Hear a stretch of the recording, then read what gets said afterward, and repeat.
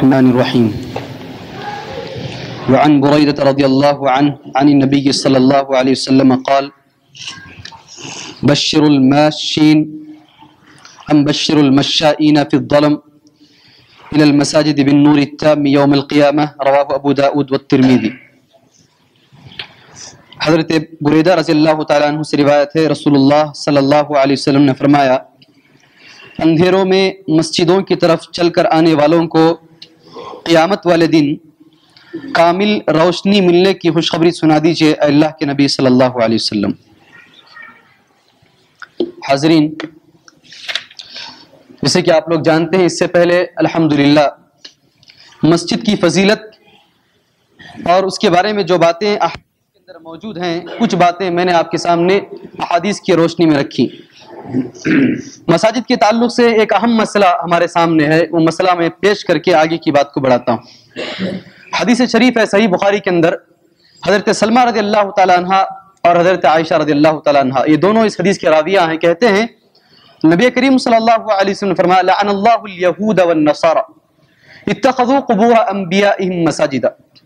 اللہ تبارک و تعالیٰ یہود پر اور نصارہ پر، دونوں پر اللہ تبارک و تعالیٰ لعنت برسائے، اس لیے کہ انہوں نے اپنے نبیوں کی قبروں پر مسجدیں بنا لی۔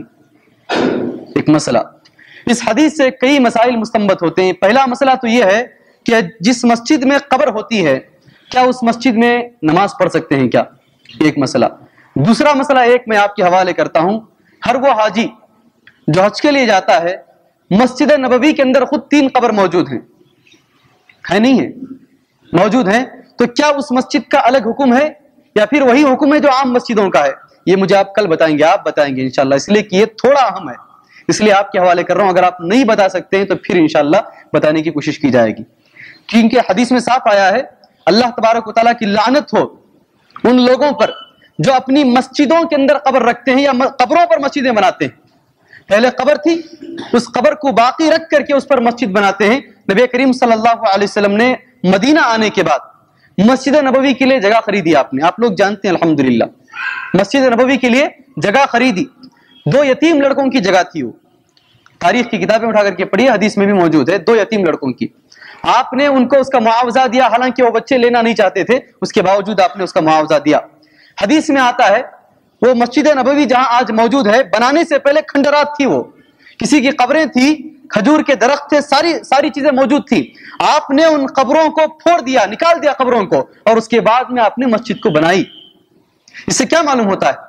اگر پہلے قبر موجود ہے تو قبر کو مٹائیے، اس کے بعد میں مسجد بنائیے۔ ایسا نہ ہو کہ آپ نے مسجد تو بنا دی ہے لیکن مسجد کے دائرے کے اندر قبر کے لیے الگ جگہ مقرر کر دی ہے، یہ بالکل غلط۔ ایسے مسجدوں کے بارے میں نہیں کہوں گا، نبی کریم صلی اللہ علیہ وسلم فرمایا کہ ان مسجدوں پر اللہ کی لعنت ہے، میری آپ کی رسول کی بھی نہیں، ڈائریکٹ اللہ تبارک و تعالیٰ کی لعنت۔ اتنا بڑا اور اہم مسئلہ ہے، تو مسجد نبوی کا کیا حکم ہے؟ جبکہ سارے مصلی حضرات عموماً جو نماز پڑھتے ہیں تو بیچ میں آ ہی جاتی ہے، اللہ کے نبی صلی اللہ علیہ وسلم کی قبر کسی بھی طرح سے بیچ میں آ جاتی ہے، تو اس کا کیا حکم ہے آپ مجھے کل بتائیں گے۔ پوچھئے اپنے علماء سے، پوچھئے جن کو آپ جانتے ہیں ان سے پوچھئے، مدنی علماء سے پوچھئے عموماً کہ وہ لوگ کیا جواب دیتے ہیں، اس کے بعد میں آپ مجھے بتائیے۔ ہمارا مسئلہ ہے اور اہم مسئلہ ہے، اور آگے چلیں اس کی بات۔ ابھی جو حدیث میں نے آپ کے سامنے پڑھی ہے تو وہ مسجد کے بارے میں، مسجد کی وہ مسجد جہاں نماز نہیں ہوتی ہے، اس کے بارے میں ایک بات میں نے آپ سے بتائی۔ اب جو باتیں میں آپ کو بتانے والا ہوں وہ مسجد کی طرف آنے کے سلسلے میں، مسجد کی طرف جو آدمی آتا ہے اس کو کیا ملے گا، کیا ثواب ملے گا، کچھ باتیں صحیح احادیث سے یہاں پر ثابت ہے۔ ابھی ایک بات میں نے آپ کے سامنے کہا، اندھیروں میں چل کر کے جو لوگ مسجدوں کو آتے ہیں ان کے سلسلے میں اللہ تبارک و تعالیٰ نبی کریم صلی اللہ علیہ وسلم کو حکم دے رہا ہے، اے اللہ کے نبی صلی اللہ علیہ وسلم آپ قیامت کے دن نور تام کی، یعنی مکمل نور کی خوشخبری دے دیجئے۔ قیامت کے دن جو اندھیرا ہوگا تو اس اندھیرے میں جو لوگ یہاں چل کر کے آئیں گے فجر کی نماز کو، اندھیرے میں جو لوگ 1.5 کلومیٹر سے اس مسجد کو چل کر کے آتے ہیں، ایسے لوگوں کے لیے خوشخبری ہے کہ قیامت میں اللہ تبارک و تعالیٰ ان کو نور دے گا، روشنی عطا کرے گا۔ اور اللہ تبارک و تعالیٰ کی روشنی کیسے ہوگی اس کا اندازہ آپ لوگوں کو نہیں ہے۔ پہلی چیز، جو لوگ مسجد کی طرف چل کر کے آتے ہیں ان کو کیا ملے گا؟ اللہ تبارک و تعالیٰ کا نور ملے گا، اور وہ بھی ایسے دن جب نبی کے باپ نبی سے بھاگیں گے۔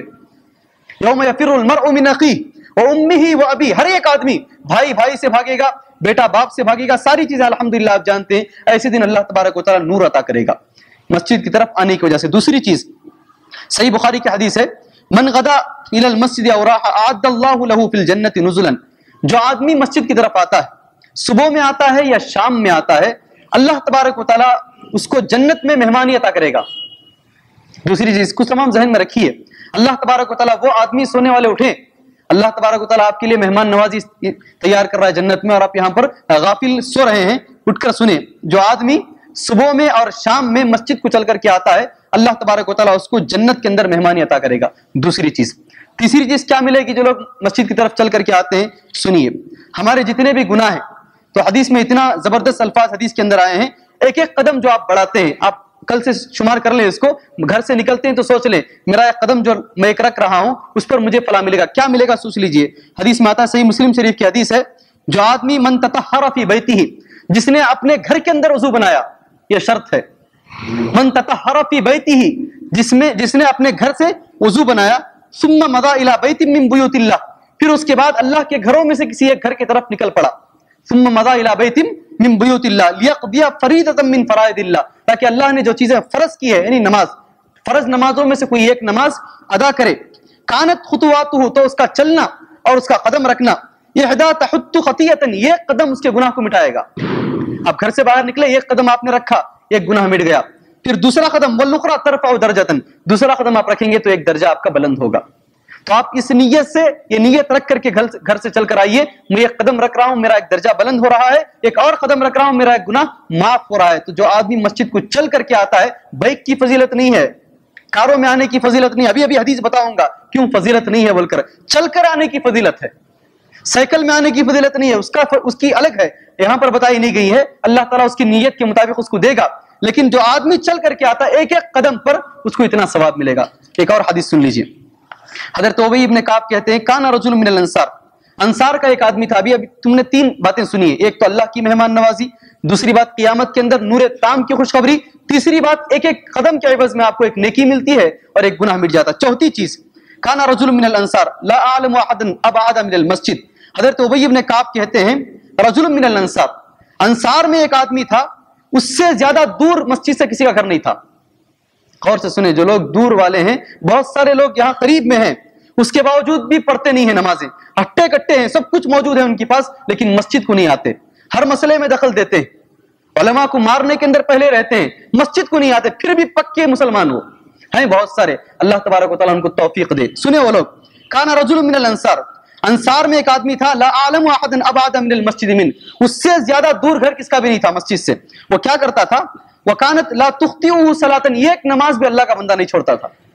لا تخطئه صلاۃ، خطا بولتے نہیں بھول کر بھی، خطا بولتے بھول کر کرنے کو، سیئہ بولتے ہیں جان بوجھ کر کرنے کو، یہاں خطا کا لفظ استعمال کیا گیا۔ لا تخطئه صلاۃ، ایک نماز بھی نہیں چھوٹتی تھی اس سے۔ کیا کرتا تھا وہ؟ فقیل له، اس سے لوگوں نے مشورہ دیا، لو اشتریت حمارا، ارے ایک گدھا خرید لیتے آپ، اتنی دور سے چل کر کے آتے ہیں، ایک گدھا خرید لیتے، ترکبه فی الظلمہ، اندھیرے میں اس پر سوار ہو کر کے آتے، اور پھر رمضہ، اور جو گرمی کا موسم ہوتا ہے تو چونکہ آپ کے پیروں کے اندر تلووں میں جو ہے پھپولے پڑ جائیں گے، اس لیے گدھے پر آتے اچھا ہوتا۔ انہوں نے کیا جواب دیا؟ قال ما یسرنی ان منزلی الی جنب المسجد، مجھے یہ بات اچھی نہیں لگتی ہے کہ میرا گھر مسجد کے قریب ہو۔ آپ کو اچھی لگتی ہے لیکن صحابی کو اچھی نہیں لگتی تھی۔ کیوں نہیں لگتی ہے؟ اس لیے نہیں کہ مسجد سے دور رہوں گا تو نماز چھوڑوں گا، لوگ لعنت نہیں کریں گے، اس لیے نہیں، وہ کس لیے بولتے ہیں وہ سنیے، ما یسرنی ان منزلی الی جنب المسجد انی ارید، میں چاہتا ہوں، یکتب علی ممشایا الی المسجد، کہ اللہ تبارک و تعالیٰ میرے قدموں کو جو میں چل کر کے جاتا ہوں اللہ تبارک و تعالیٰ لکھ لے، یہ میری خواہش ہے، یہ میری خواہش ہے۔ گدھے پر آنے کی خواہش نہیں ہے ان کو، وہ زمانے میں سواری وہی تھی، گدھے پر آنے کے بارے میں لوگوں نے کہا تو انہوں نے کہا مجھے نہیں، ضرورت نہیں ہے اس کی، میں چل کر آؤں گا، اللہ تبارک و تعالیٰ میرے قدموں کو لکھے گا۔ اللہ تبارک و تعالیٰ سنے اور غور سے، وَرُجُوعِي إِلَىٰ رَجَعْتُ، اور اگر میں لوٹ کر آتا ہوں میرے گھر والوں کی طرف تو میرا لوٹنا بھی لکھا جائے۔ تو اس سے معلوم ہوتا صرف آنا ہی نہیں ہے بلکہ آدمی آ کر پھر واپس چل کر جاتا ہے تو اس کے بھی نیکیاں۔ وَرُجُوعِي إِلَىٰ أَهْلِي، فقال رسول اللہ صلی اللہ علیہ وسلم، اللہ کے نبی صلی اللہ علیہ وسلم نے ایسے آدمی کے بارے میں کہا، قد جمع اللہ لك ذلك كله، اللہ نے تجھ کو ساری چیزیں جمع کر کے دے دی ہیں، اللہ نے تجھ کو ساری چیزیں جمع کر کے دے دی ہیں۔ رواہ مسلم، امام مسلم رحمۃ اللہ علیہ نے اس کو کتاب المساجد کے اندر ذکر کیا۔